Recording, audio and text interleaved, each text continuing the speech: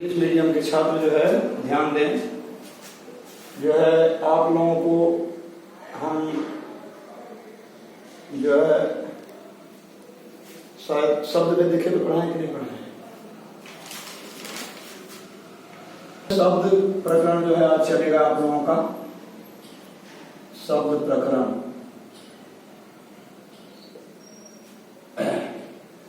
शब्द प्रकरण के अंतर्गत जो है हम आप लोगों को बता रहे हैं शब्द का मूल अर्थ क्या है। तो जानिए शब्द का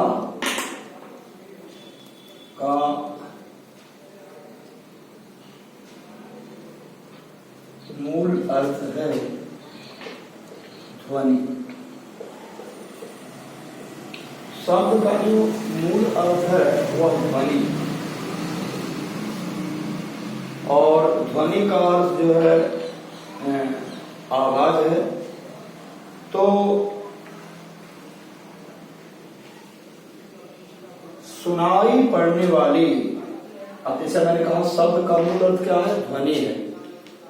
और हम वर्ण को दो तरह से ही उसको जो है समझ पाते हैं, पहला सुनकर और दूसरा बोल करके।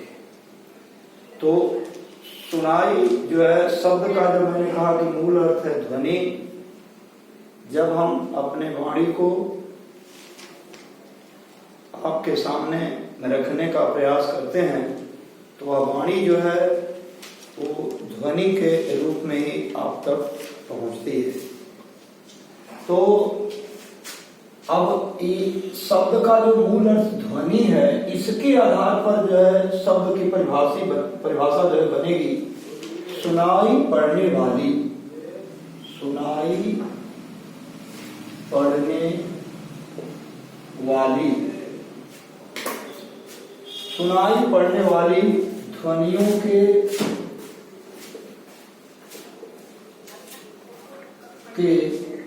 समूह को शब्द कहते हैं।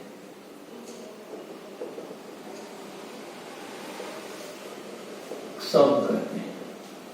अब देखिए सुनाई पड़ने वाली जो है ध्वनियों के जो समूह हैं उनको हम क्या कहते हैं, शब्द कहते हैं। ऐसा जो है आप इसको हम जो है ऐसे भी बता सकते हैं कि शब्द का जो मूलाधार है वह तो ध्वनि है, और सुनाई पड़ने वाली ध्वनियों के समूह को जो है शब्द कहते हैं। लेकिन हम जो है इसको और भी परिभाषा में जो है इसको बताएंगे कि वर्णों का जो सार्थक समूह है जो किसी निश्चित अर्थ को प्रदान करता है उसे भी जो है हम शब्द कहते हैं। तो यहां जो है तो यानी वर्णों का जो सार्थक समूह है, अब उससे बना हुआ जो शब्द है जो एक सुनिश्चित अच्छे अर्थ को प्रदान करता है, शब्द कहा जाता है। वर्णों के सार्थक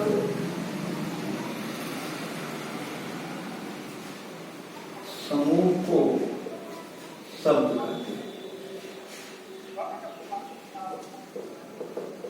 कहते हैं। वर्णों के सार्थक समूह को शब्द कहते हैं। अब जो है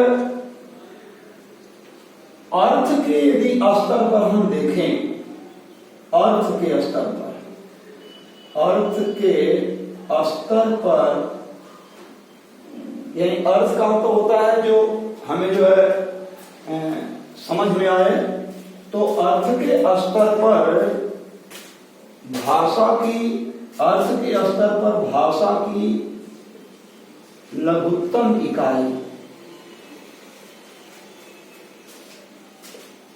अर्थ के स्तर पर भाषा की लघुत्तम इकाई शब्द है।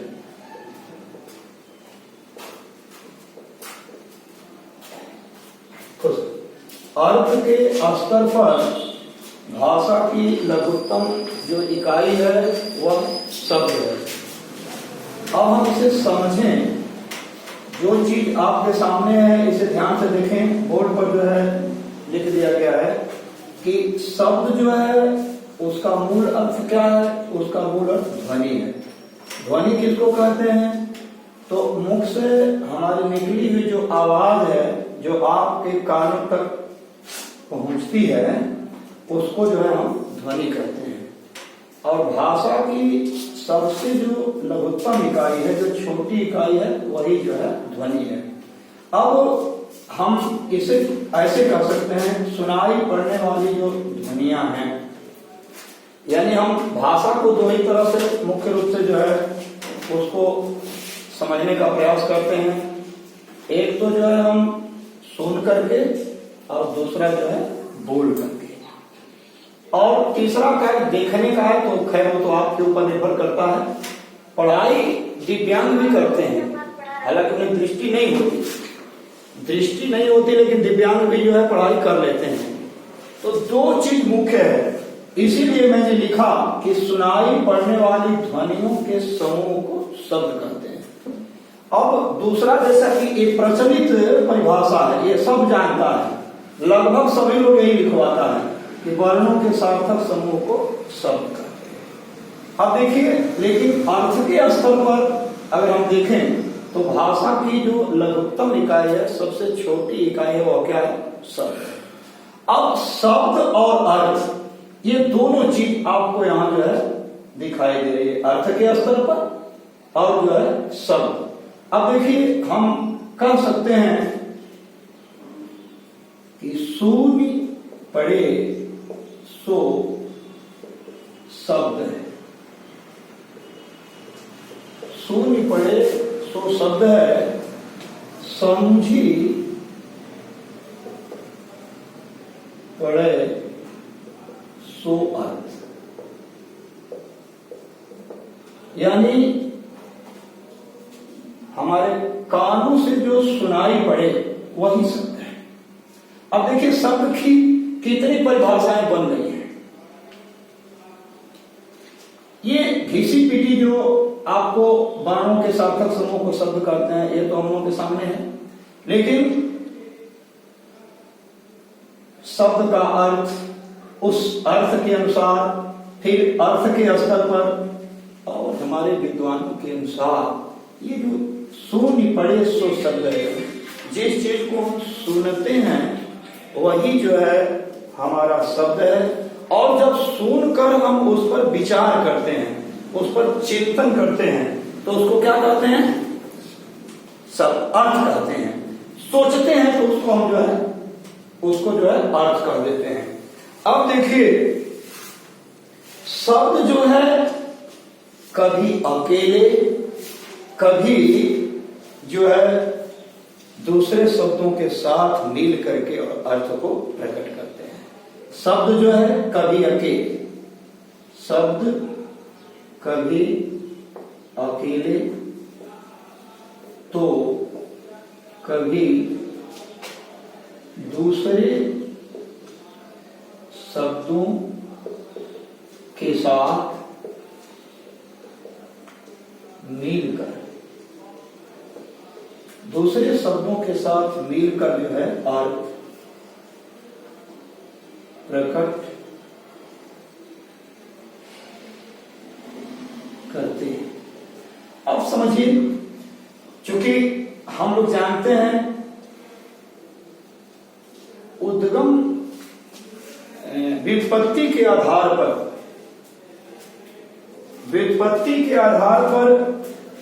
शब्द के जो है तीन भेद हम लोग जानते हैं। उसमें जो व्युत्पत्ति के आधार पर शब्द के जो भेद हैं वो तीन हो जाते हैं। मैंने आप लोगों को बताया था 9th क्लास में, रूढ़, यौगिक और यौगिक। तो अब रूढ़ जो है वो क्या है? अकेले शब्द। और यौगिक क्या है? दूसरे शब्दों के साथ मिल करके और अर्थ को जो है प्रकट करते हैं। तो ये जो है आपको, अगर शब्द बिना मिलावट के हो, यदि शब्द बिना मिलावट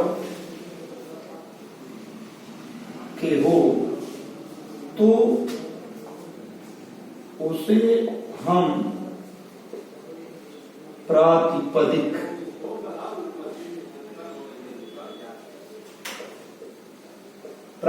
कहते हैं। अब देखिए प्रातिपदिक क्या है? प्रातिपदिक जो है बिना मिलावट के, इसमें कुछ मिलाया नहीं जा सकता है, ऐसे शब्दों को हम प्रातिपदिक कहते हैं। इसका प्रयोग अक्सर संज्ञा में किया जाता है। किसमें किया जाता है? संज्ञा में, यानी किसी नाम में जो है कोई चीज मिलाया नहीं जाता, इसलिए इसको जो है प्रातिपदिक कहते हैं।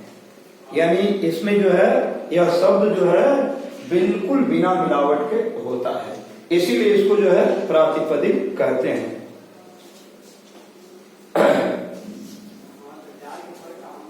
अब हम शब्द तो जान गए, लेकिन छात्रों में एक चीज और थोड़ा सा प्रॉब्लम्स होता है कि सर हम शब्द तो जान गए, लेकिन पद किसको कहते हैं? पद, देखिए पद जो है यानी वाक्यगत प्रयुक्त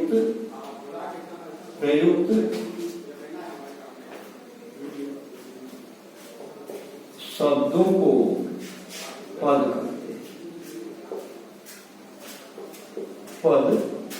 कहते हैं। वाक्यगत प्रयुक्त जो शब्द होंगे उनको हम क्या कहेंगे? पद कहते हैं। अब पद जो है वह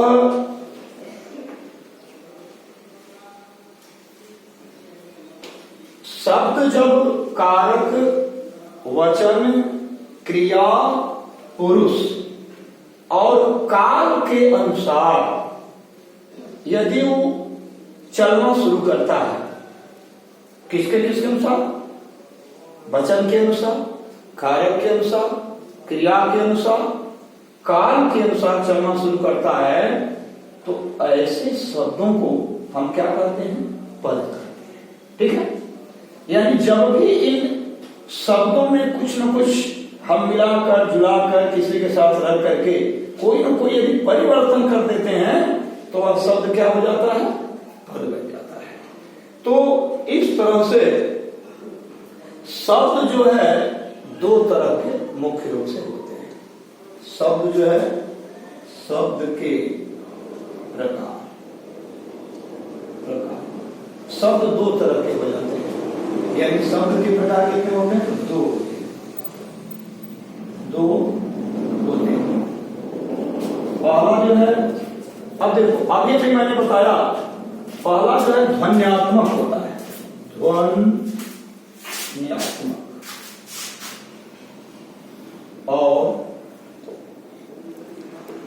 और दूसरा जो है वह वर्णात्मक होता है, वर्णात्मक।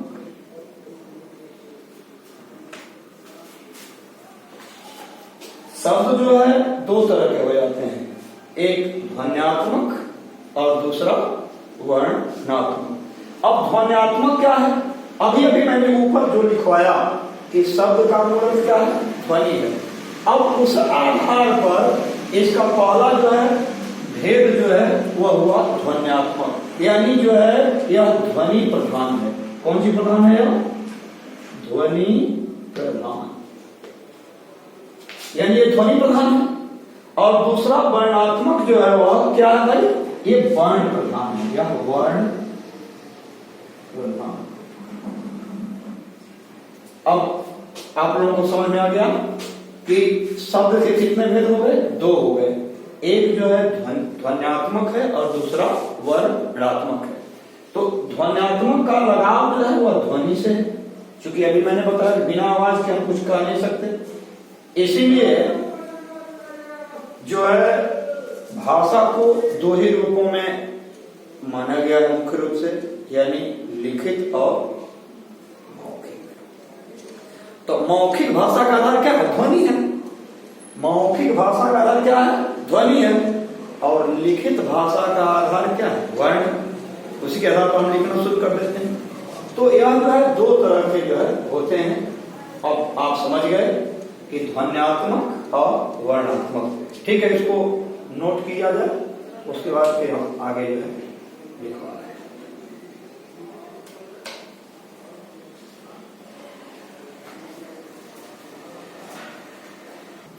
लिखा गया है ना? हम शब्द जो भेद है, शब्द के भेद, अभी देखा मूल भेद जो है दो तरह का मैंने बताया, ध्वन्यात्मक और वर्णात्मक। यहाँ शब्द के भेद जो है उद्गम के आधार पर, शब्द भेद उद्गम के आधार पर, शब्द के भेद जो है उद्गम के आधार पर जो है चार होते हैं। कितने होते हैं? चार होते हैं। यानी पहला जो है तत्सम है, दूसरा तद्भव है, और तीसरा जो है देशज, और चौथा जो है विदेशज।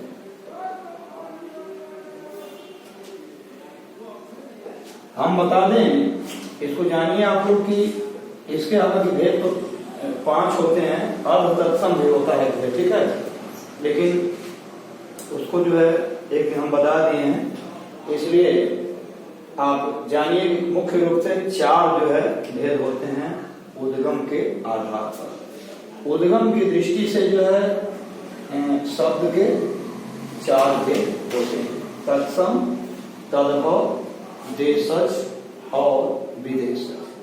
अब तत्सम जो है उसके विषय में हम लोग समझें कि इसको जो है पहला यहाँ लिखेंगे तत्सम। तत्सम मैंने बताया है आप लोगों को कि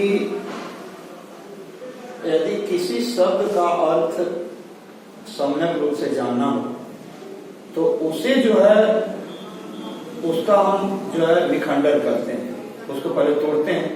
तोड़ने से हम आसानी से उसके अर्थ को जो है लगा देते हैं। तो तत्सम को यदि तोड़ेंगे तो क्या हो जाएगा इसका विच्छेद? तत् और धन, तत् और सम हो गया। अब इसके विषय में जाने की तत्व क्या है? तत्व जो है वो तत्व शब्द से बना है, तत्व। अब तत्व क्या है? तो सृष्टि के निर्माण करने का कारक, सृष्टि के निर्माण का कारक तत्व है। अब जैसे इस शरीर का निर्माण क्या है? 5 तत्वों से हुआ है। शरीर का निर्माण 5 तत्वों से हुआ है: क्षिति, जल, पावक, गगन और सली। तो यहाँ जो है तत्व का अर्थ वह है। यहाँ अब हम देखेंगे कि इसको ऐसे करें तो स माने वह होता है, वह यह पुल्लिंग के लिए हो जाता है, और सा माने जो है वह होता है, वह स्त्रीलिंग के लिए हो जाता है, और तत्व माने जो वह है वह नपुंसक लिंग के लिए हो जाता है। ये संस्कृत में होता है, ठीक है। और यहाँ हम देखेंगे कि यहाँ तत् से ही एक तत्सम बना है, ठीक। तो तत्व माने वह माने कौन? यानी वह माने जो है वह संस्कृत, ठीक, संस्कृत। तो तत्सम माने जो संस्कृत के समान हो, अर्थात संस्कृत हो। अब इसका हम परिभाषा क्या बनाएंगे? तो देखिए तत्सम की परिभाषा बन गया, अपने आप बन गया कि संस्कृत निष्ठ, संस्कृत निष्ठ, संस्कृत निष्ठ शब्दों को तत्सम कहते बन गया कि नहीं बन गया? संस्कृत निष्ठ शब्द जो है वो क्या कहलाते हैं? तत्सम कहलाते हैं। जैसे मान लीजिए, जैसे यथा हमने अग्नि, अग्नि, अग्नि माने क्या होता है? आग होता है। तो अग्नि जो है जो कहते हैं हिंदी में आ रहा है कि नहीं आ रहा है? इस तरह से जो है और भी अग्नि है, काष्ठ है, काष्ठ, काष्ठ माने क्या होता है? लकड़ी होता है। वायु, वायु, वायु माने क्या होता है? हवा होता है। ये सभी क्या है? संस्कृत निष्ठ शब्द है और इसीलिए जो है इनको हम जो है तत्सम कहते हैं। यानी तत्व माने संस्कृत और सम माने बराबर, यानी जो संस्कृत के बराबर है उसको क्या करते हैं? हम तत्सम कहते हैं। अब ध्यान रहे, यदि कोई मूल भाषा से कोई शब्द निकलता है, चाहे वो किसी भाषा में हो, कोई जरूरी कि संस्कृत से है, मान लीजिए दूसरी भाषाएं हैं, अंग्रेजी है, जैसे चाइनीज भाषा है, अमेरिकन भाषा है, अगर उन भाषाओं के भी यदि मूल शब्द यदि निकलते हों तो उन्हें जो है हम तत्सम ही कहेंगे। कोई जरूरी कि संस्कृत शब्दों को हम तत्सम कहेंगे, यानी उस भाषा के लिए वो क्या है? वो तत्सम है। इसलिए ये समझ लेना जो है बहुत जरूरी है कि तत्सम किसको कहते हैं? वैसी भाषा जो अपने मूल भाषा से उसी रूप में व्याकरण में या हिंदी में या कहीं चली आती है, तो उसे हम क्या कहते हैं? तत्सम कहते हैं। आज इतना ही। Thank you.